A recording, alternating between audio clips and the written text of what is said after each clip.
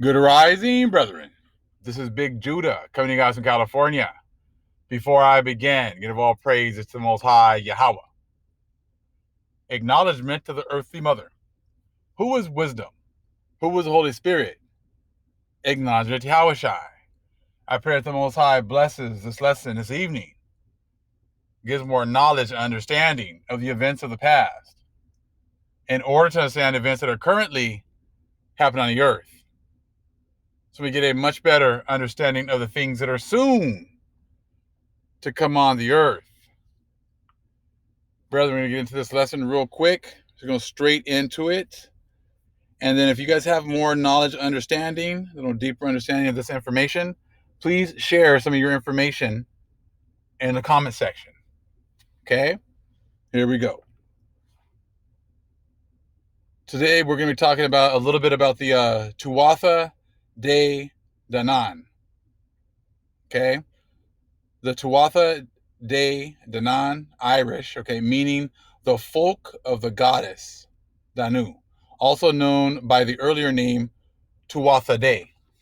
And the book we're going to be reading from, they're going to refer to these people or these gods here as the Tuath de, okay, tribe of the gods, are a supernatural race in Irish mythology. So we know that's going to be talking about our people, our stories from the past that have been converted to mythology. They know it's a truth, but they don't want to admit where they got it from, so they got to come up with it being a mythology.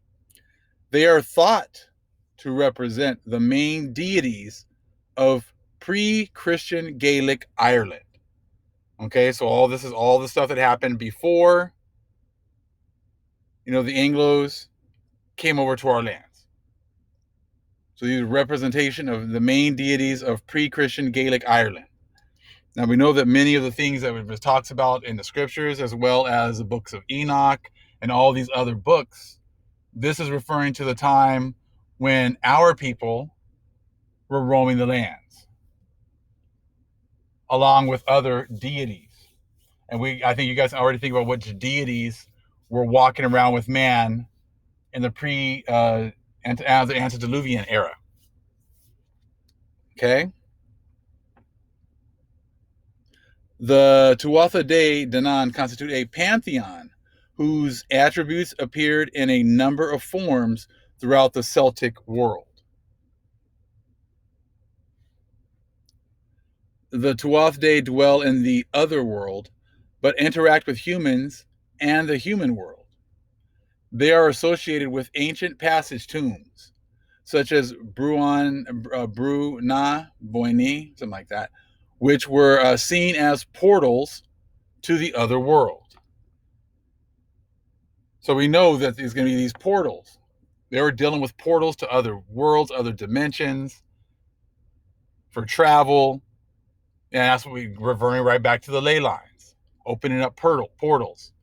And someone had mentioned Hellboy, the movie, and I rented it and looked at it again, and right from the beginning, they were like in Scotland or Ireland, and they were talking about ley lines and opening portals, and that's exactly what they did right in the beginning of the movie. I'm starting to notice a lot of times when they start talking about these portals and ley lines, they'll start making references to Ireland, Scotland, things like that, because they know that that's where a lot of these ley lines and portals were opening up. Okay? So again, they're associated with ancient passage tombs, okay? And then their traditional rivals, well, let's continue. Their traditional rivals are the Fomorians, who seem to represent the harmful of destructive powers of nature, and who the Tuath de defeat in the Battle of Mag Tirud, something like that, Tired. Each member of the Tuath de had associations with a particular feature of life or nature, but many appear to have more than one association. Many also have bynames, some representing different aspects of the deity, and others being regional names or epithets. Much of Irish mythology was recorded by Christian monks who modified it. Oh, yeah, we know that. They got our information and modified it, all right. You're correct. Okay. Who modified it to an extent. They often depicted Tuatha de as kings, queens, and heroes of the distant past who had supernatural powers. And that goes back to the annals, okay, of the Four Masters. Because that's where they changed a lot of the old writings, and that's what they did with the people of the Tuatha de right here. They wrote them. They often depicted them, the Tuatha de, as kings and queens and heroes of the distant past who had supernatural powers. Now, in a little bit, you're going to see who these people or these gods were. Okay. Other times, they were explained as what? Fallen angels who were neither good nor evil. Now, see, they know they're dealing with these fallen angels. So they would depict them as like neutral. So that's what goes back to a lot of our movies. And you see these half men, half gods, and they were portraying them as like heroes. They were coming and mixing seed, like Zeus would come in. What is it, the Wrath of the Titans, where Zeus would come in and mix his supposed god seed with women, and they would come up with these Perseus, these half man, half god, and they would, pretty much put them in movies and like put them as heroes, so people would kind of like praise these people, even knowing they're the sons of not Zeus or gods or whatever else. They're the sons of fallen angels. And they take all this information and they sensationalize it and put it up in movies. But see, they're getting a lot of this information from our old records, and then rewriting it, just like I said right here. The Christian monks who modified it to an extent, they changed it, they rewrote it, for their own benefit.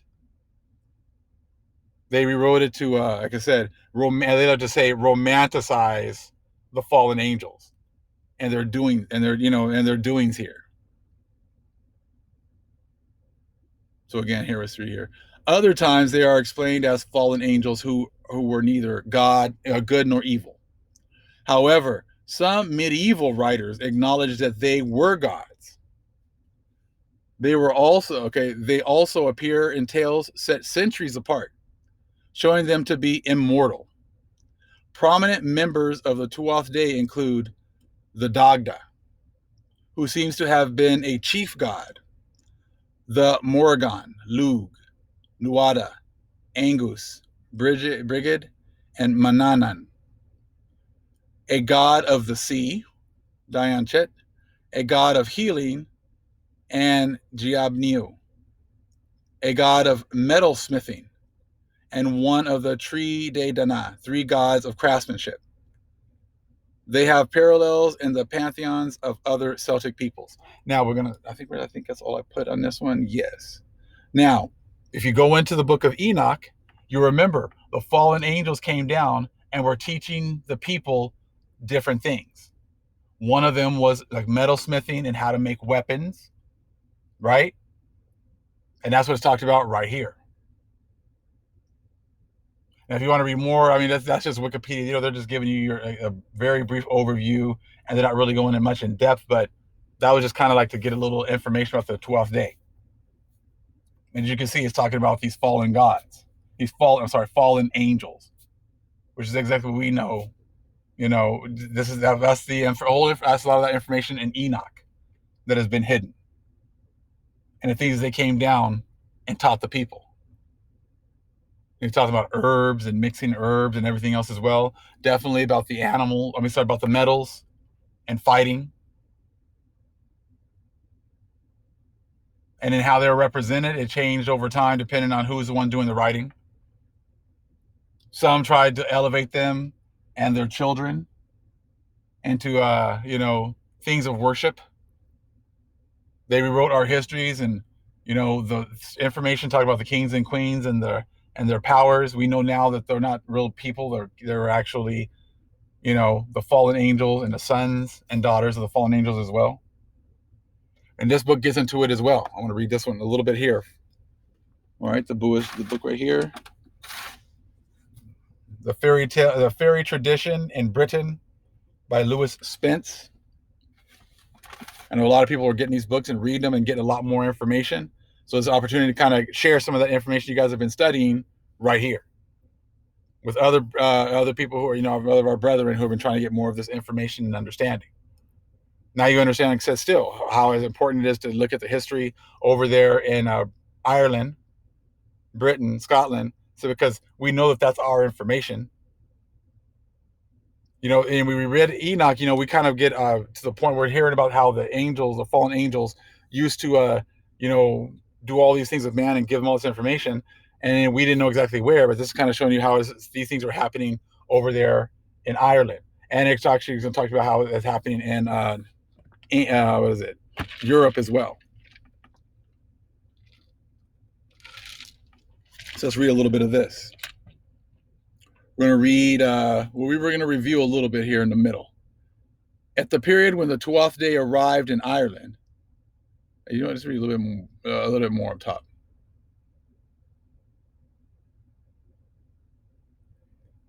It says, it may be a garbling of the Christian myth of Lucifer and the fallen angels.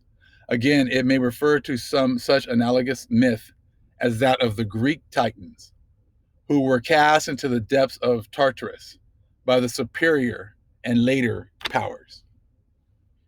Okay? In the book of Dunkal, they are described as consisting of gods and not gods, a statement which has been erroneously conceived by some Irish authorities as implying a caste of aristocratic fighters and an agricultural class. Indeed, such a division is noted by Malmudidi himself, that the term day or gods applies to the Tuatha de Danann themselves, while Andi is used of an aboriginal type of earth spirits or fairies, seems probable. At the period when the Tuath Day arrived in Ireland, the island was occupied by a race known as the Firbolgs, to whom the Tuath Day gave battle, at the plain of Magtared or Moytura near Kong, where they signally defeated them. When Irish history was reconstructed in the 10th and 11th centuries on Christian principles, the Tuath Day, originally regarded as gods, were fictionally transformed into mortal kings and heroes who had lived and fought in the ages before the introduction of Christianity. So now you're getting information here about the fallen angels and their battles and information like that, and how they went ahead and switched that information up, and they reconstructed the history. And the Tuath Day were originally regarded as gods. They knew who they were. They were the fallen angels. But then the Christians that came in here, they changed it up. They were fictionally transformed into mortal kings and heroes who had lived and fought in the ages before the introduction of Christianity. So just like how many people, don't believe that there were actually giants before, and that's a subject that's not really broached very much in Christianity. They got a little bit written in the Bible, and it seems like they took a lot of the information, took it out, and hid it, because they don't want you talking about the giants and the fallen angels and everything else, because those are the gods that they pray to. They're not praying to the Most High, our power. They've been praying to these fallen angels in order to get power, in order to get information, in order to get their kind of understanding. So they're hiding their gods. As you can tell, they hid it with the rewriting of history, and they're start hiding it today. So this is all the stuff they did that was happening before Christianity. This is all the stuff that was happening before the Anglos, then the Anglo-Saxons, or definitely we should just say the Gentiles moved into our lands. They had to rewrite the history and change it all up and hide their gods. Into the details of this pseudo-history, it is not necessary to enter here. The interested reader will discover the last recensions of this effort in the Annals of the Four Masters and in the glowing pages of Geoffrey Keating's General History of Ireland. But the personages of the Tuath Day are revealed by their actions and their names, as well as by their circumstances, as the departmental deities of a people, rather than as their monarchs, as most often authorities agree. Yeah, because certain angels were, in charge of certain departments, certain things, certain subjects, and that's how you would know who's who. It says, indeed, Keating recognized as much, if he did not actually register the fact, which is supported by statements in the works of older writers. According to his account, the Tuath de had formerly inhabited the land of Greece and had assisted the Athenians in their wars with the Syrians. So these guys have been in the backgrounds, shaping history. Okay? Says, what do they do? Restoring slain Athenians to life by sending demons into their dead bodies. At a later period, they migrated to the north of Europe, where they sojourned in the four cities of Phalias, Gorias, Phineas, and Murias, practicing many sorceries. Now, see, and that's the thing. They've been practicing their sorceries in the background, and then turning everything around. We had our power. We had to be able. We were able to go to our power and get power from the Most High. But what do? Well, they're able to have their people go to them in order to get knowledge, understanding, and get power. We've been forced to believe that everything that is in that kind of realm is nothing but witchcraft, and we should stay away from. That's another reason why they had to hide their powers, because then they're going to their fallen angels in order to get support, in order to get help. We've been totally left, to not look for our power. Like I said, everything can be used for good and evil. These people have been using their influence and their power for evil. We've been just sitting in the middle, taking it, not knowing, understanding that we had a power to go to. Now that we're being awakened here at the end, we're realizing that we have a power source that we can tap into as well, that we have not been tapping into. And that's the next step. That's what we're waiting on. Getting more knowledge, understanding on how to connect to our power. And not just, taking punches and not fighting back.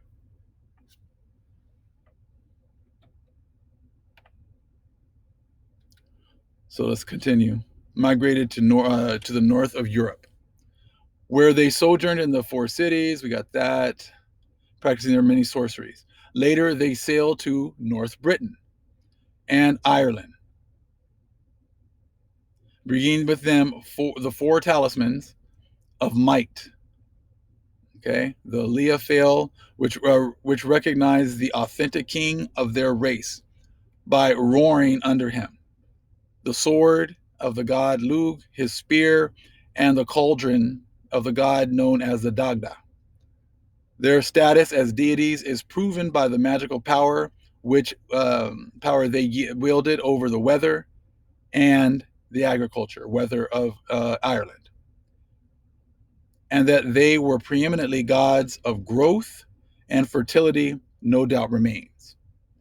For a full discussion of their status as deities, the reader may be referred to Alfred Nutt's Voyage of Bran, Volume 2. Okay, Professor McAllister remarks, though these are described as men, they are really gods, or we know fallen angels, okay? The pantheon of the Celtic invaders. Many of their names are easily recognized in those of gods to whom are dedicated votive altars found in Britain or on the continent, and practically everything about them is mystical and uncanny.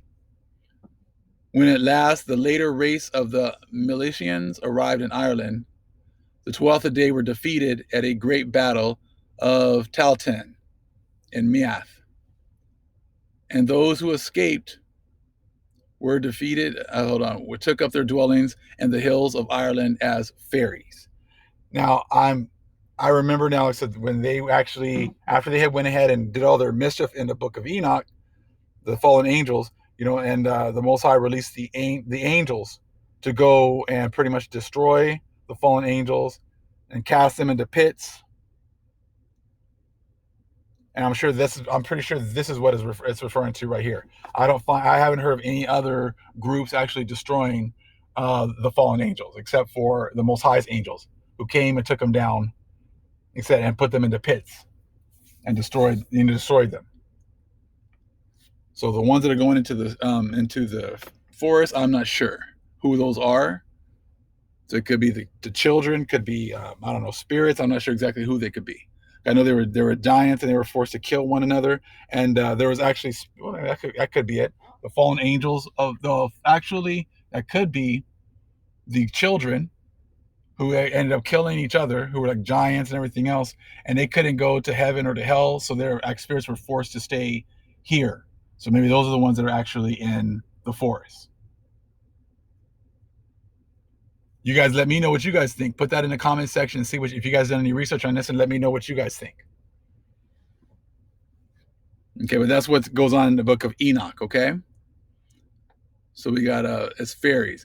But they were still regarded as a power in the land, especially in the agricultural sense. And the Milesians hastened to conciliate them lest they should be deprived of corn and milk. Their chief god, the Dagda, gave a side or hill, okay, to the god Lug. Two others he retained for himself.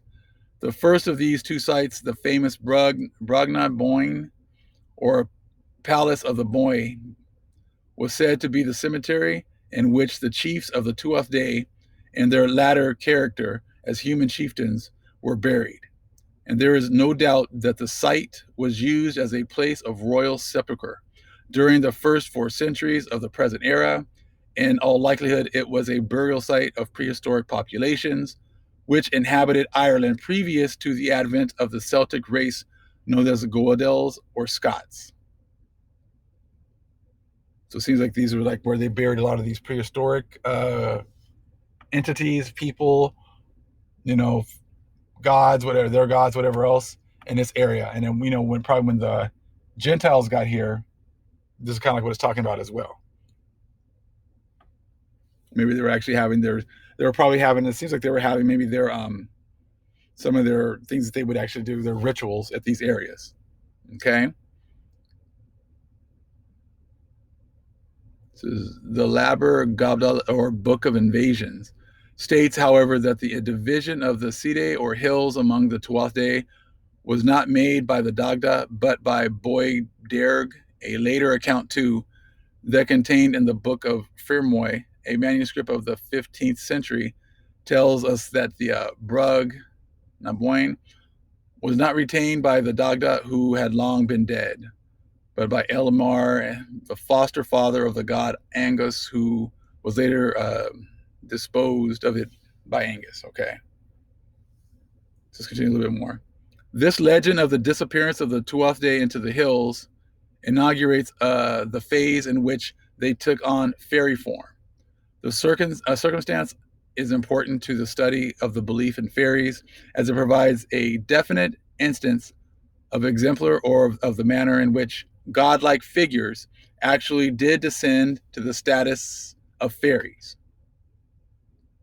We have such examples in Britain in the case of the individual fairies, for instance, from the British god Gwyn ap Nudd, who at a late date came to be,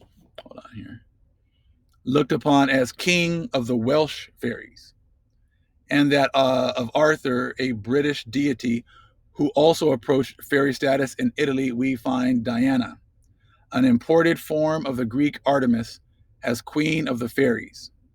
And C.G. Leyland was recorded that more than one Tuscan fairy is an ancient Etruscan god or goddess in disguise. But I am unable to recall any instance in the annals of the mythology or folklore in which the entire pantheon of deities has come to be regarded as later descending to elfin status. It follows that if the Tuath de were the gods of the pre-Milesian population of Ireland, the elves proper of that folk and period must have composed a separate and distinct class. Indeed, it seems not improbable that these were in themselves the broken down deities of earlier non-Celtic races, and that they were either these Fomorian, of which Irish myth contains so many accounts, or perhaps the spirits of the chiefs and nobles of the Bronze Age, and early Iron Age, which were buried in the mounds. The 12th day on the introduction of Christianity shared the fate of these earlier and aboriginal gods or spirits, and like them became fairyized. The probability is indeed that the 12th day became in a manner identified with regarded as assuming the position of lords of life and growth after their death, and that they shared their dwellings and activities. So I just wanted to share a little information, a little bit more deeper information here about the fallen angels and some of the activities of what is actually talked about before the Gentiles actually came to our lands over there in Ireland and Britain. Okay, I'm planning on bringing out some more information later on today, but this is just a good start. All praise is the Most High Yahweh. Acknowledgement to the earthly mother. Who is wisdom? Who is the Holy Spirit? Acknowledge Yahushai. Shalom.